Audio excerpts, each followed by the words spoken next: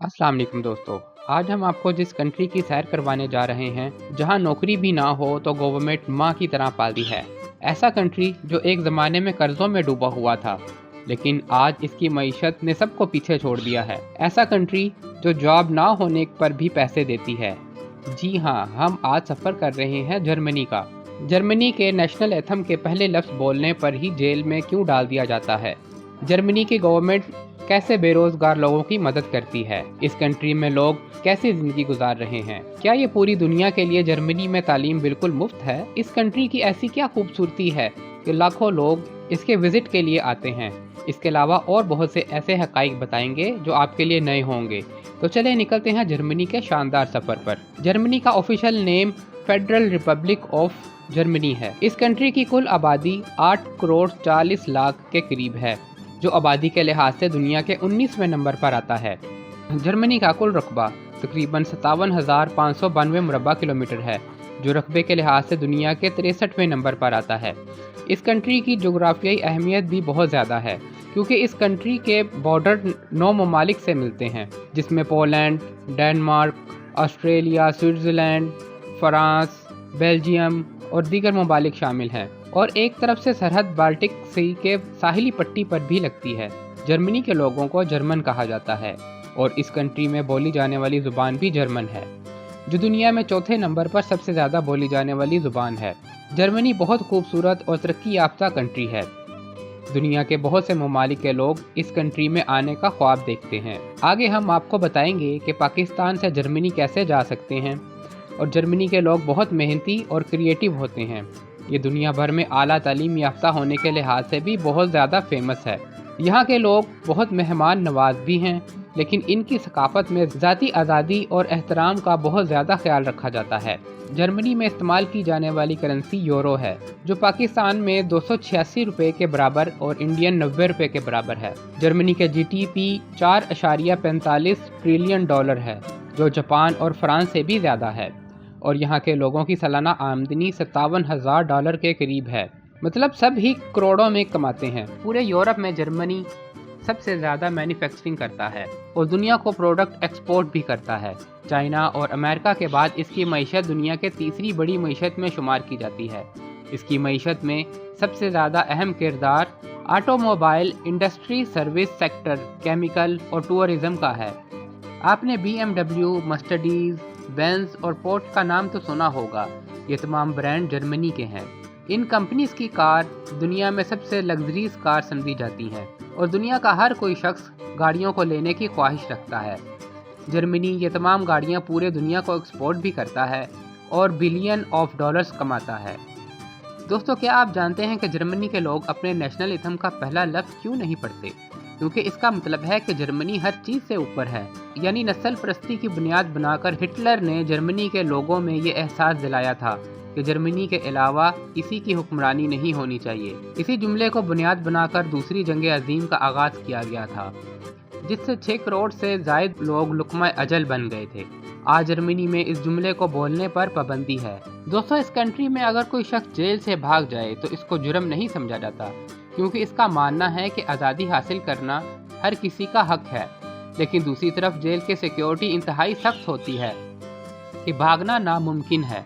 Germany में पाकिस्तानी और Indian बड़ी तादाद में आबाद हैं।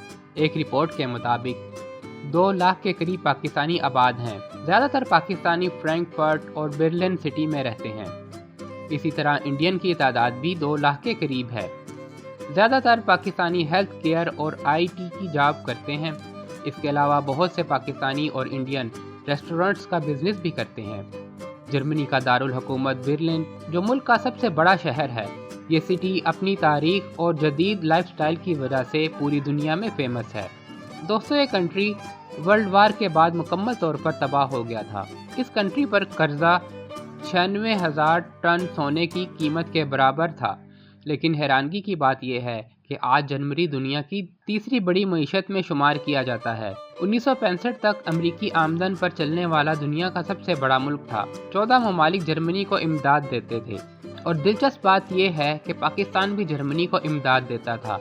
अयूब खां के दौर में पाकिस्तान ने जर्मनी को $120 मिलियन का कर्ज भी दिया था। اس مہربانی کو آج بھی جرمنی لوگ یاد رکھتے ہیں۔ 50 سال پہلے جرمنی کے یہ حالات تھے، لیکن یہ آج سب کو پیچھے چھوڑ چکا ہے۔ جرمنی نے اپنا بھی ڈیفنس بجٹ بہت زیادہ نہیں رکھا، جو اس بات کو ثابت کرتا ہے کہ ملک کبھی ڈیفنس سسٹم کا بجٹ بڑھانے سے محفوظ نہیں ہوتا، بلکہ مضبوط معیشت ملک کو محفوظ بناتی ہے۔ لیکن سوچنے کی بات یہ ہے، اتنے قرضے میں ڈوبے ہوئے ملک نے کیسے اتنی ترقی کر لی؟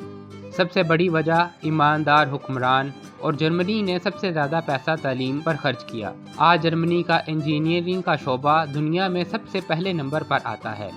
اسی وجہ سے جرمنی کا لٹریسی ریٹ 99% ہے، مطلب پورا ملک ہی پڑھا لکھا ہے۔ دنیا کی سب سے بہترین یونیورسٹیز بھی اس کنٹریز میں موجود ہیں۔ لیکن اگر آپ جرمنی جانا چاہتے ہیں تو جرمن زبان سیکھے بغیر آپ کو وہاں پر نہیں جانا چاہیے، کیونکہ یہاں کے لوگ زیادہ تر انگلش نہیں بولتے اور نہ ہی یہاں کے لوگ انگلش بولنا پسند کرتے ہیں، چاہے آپ جرمنی کے شہری ہیں یا پاکستان یا انڈیا کے۔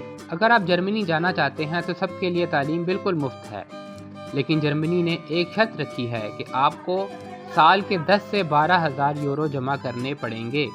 جب آپ جرمنی میں تعلیم لینے کے لیے پہنچ جائیں گے تو ہر مہینے گورنمنٹ آپ کو پیسے واپس دیتی رہے گی، جو تقریباً 1100 یورو کے قریب ہوتے ہیں۔ اس سب کا مقصد یہ ہوتا ہے کہ آپ اگر تعلیم مفت حاصل کرنے آئے ہیں تو باقی معاملات میں آپ جرمنی پر بوجھ نہ بنیں اور خرچہ خود اٹھائیں۔ جرمنی میں سب سے مشکل کام گھر کا حصول ہے، کیونکہ گھروں کے کرائے بہت زیادہ ہیں۔ ہو سکتا ہے کہ رہائش آپ کو سٹی سے باہر لینا پڑے۔ عام طور پر ایک کمرے کا کرایہ ایک مہینے کا 600 یورو، کھانے پینے کا خرچہ تقریباً 300 یورو، اور اس کے علاوہ میڈیکل انشورنس، دوسرے خرچے وغیرہ ڈال کر مہینے کا 1300 یورو تک خرچہ آ جاتا ہے۔ دوستو، یہ ایک ایسا کنٹری ہے جہاں گورنمنٹ اپنے لوگوں سے ماں جیسا سلوک کرتی ہے۔ اسے صحیح معنوں میں ویلفیئر اسٹیٹ بھی کہا جا سکتا ہے۔ اگر آپ کی نوکری چلی جائے تو جب تک نئی نوکری نہ ملے تو گورنمنٹ آپ کے بچوں کے حساب سے آپ کو پیسے دیتی ہے۔ عام طور پر ایک بچہ ہو تو 250 یورو فی بچے کے حساب سے آپ کو دیا جاتا ہے۔ 2 بچے ہوں تو 500 یورو ہیلتھ انشورنس انکم کے لحاظ سے آپ کو مل جاتی ہے۔ لیکن ایک مسئلہ ہمیشہ رہتا ہے کہ ڈاکٹر کی اپائنٹمنٹ ملنا بہت مشکل کام ہے۔ کنٹری کا سب سے اچھا ویزا جاب سیکنگ ویزا ہے۔ یہ 6 مہینے کا خرچ جمع کروانا پڑتا ہے جب تک جاب نہ مل جائے، اور جب جاب مل جائے تو یہ پیسہ واپس مل جاتا ہے۔ جرمنی میں آنے والے لوگ اس خواہش سے بھی آتے ہیں تاکہ ان کو نیشنلٹی مل جائے۔ جرمنی کا پاسپورٹ دنیا کا مضبوط ترین پاسپورٹ ہے، جس کے پاسپورٹ سے آپ 192 ممالک میں بغیر ویزا سفر کر سکتے ہیں۔ جرمنی کے پاسپورٹ کے ساتھ آپ ڈوئل نیشنلٹی بھی رکھ سکتے ہیں، لیکن نیشنلٹی رکھنے کے لیے سب سے پہلی شرط یہ ہے کہ آپ کا 5 سال جرمنی میں سٹے ہونا ضروری ہے، اور پڑھنے کے علاوہ اس کنٹری میں ٹورسٹ بھی بڑی تعداد میں آتے ہیں۔ ایک رپورٹ کے مطابق 3 کروڑ کے قریب سالانہ لوگ اس کنٹری کا وزٹ کرتے ہیں، کیونکہ یہ کنٹری بہت خوبصورت ہے اور قدرتی خوبصورتی اس میں بہت زیادہ ہے، اور قدیم ثقافتی ورثے بھی یہاں پر موجود ہیں۔ سب سے پہلے جرمنی کے کیپٹل برلن میں آتے ہیں۔ یہ ہے برلن کا خوبصورت ایئرپورٹ۔ ٹرین یا بس کے ذریعے آپ آسانی سے سٹی سینٹر میں پہنچ جائیں گے۔ اس کنٹری کا موسم سردیوں میں -15 سینٹی گریڈ تک جاتا ہے اور گرمیوں میں 20 سینٹی گریڈ تک جاتا ہے۔ سٹی کی نائٹ لائف بھی پورے یورپ میں بہت زیادہ فیمس ہے۔ ساری رات شراب خانے اور نائٹ کلب کھلے رہتے ہیں، کیونکہ جرمنی کے لوگ شراب بھی بہت زیادہ پیتے ہیں۔ اس شہر کا آرکیٹیکچر بھی بہت تاریخی ہے، اور پورے سٹی میں ٹرانسپورٹ کا بہترین نظام موجود ہے۔ اس سٹی میں آپ ٹرین کے ذریعے آسانی سے سفر کر سکتے ہیں، جو سب سے سستا ترین ذریعہ مانا جاتا ہے۔ 3 یورو میں آپ کو 120 منٹ تک کی رائڈ مل جاتی ہے۔ یہ سٹی بھی بہت صاف ستھرا ہے، کہیں کچرا آپ کو دیکھنے میں نہیں ملے گا۔ اس کی ایک وجہ یہ ہے کہ لوگ پلاسٹک شیشے کی خالی بوتل مشین میں ڈالتے ہیں، جس پر گورنمنٹ انہیں پیسے بھی دیتی ہے۔ اس سے گندگی بھی نہیں پھیلتی اور گورنمنٹ کا صفائی کا خرچہ بھی بچ جاتا ہے، اور لوگ بھی پیسہ لے کر خوش ہو جاتے ہیں۔ اس کنٹری کی ایک تلخ حقیقت یہ بھی ہے کہ ہم جنس پرستی بھی اس کنٹری میں عام ہے۔ دوستو، کیا آپ جانتے ہیں کہ دوسری جنگ عظیم میں راتوں رات برلن میں ایک دیوار بنائی گئی تھی؟ اس دیوار بنانے کا مقصد یہ تھا کہ یہ لوگ کنٹری چھوڑ کر نہ جائیں۔ کافی حد تک یہ دیوار ختم ہو چکی ہے، اس کے کچھ حصے باقی ہیں۔ اسے برلن وال بھی کہا جاتا ہے۔ اس دنیا میں آپ کو چرچز بھی بہت زیادہ نظر آئیں گے۔ جرمنی میں 60% مسیحی 6% मुस्लिम, 30% ऐसे लोग हैं जो किसी मज़हब को नहीं मानते और बाकी दूसरे मज़ाहिब के लोग हैं। दोस्तों, ये है जर्मनी की पार्लियामेंट और हिटलर भी इस पार्लियामेंट में बैठा करता था। हिटलर ने जर्मनी से यहूदियों को निकाला भी था और कत्ले आम भी किया था।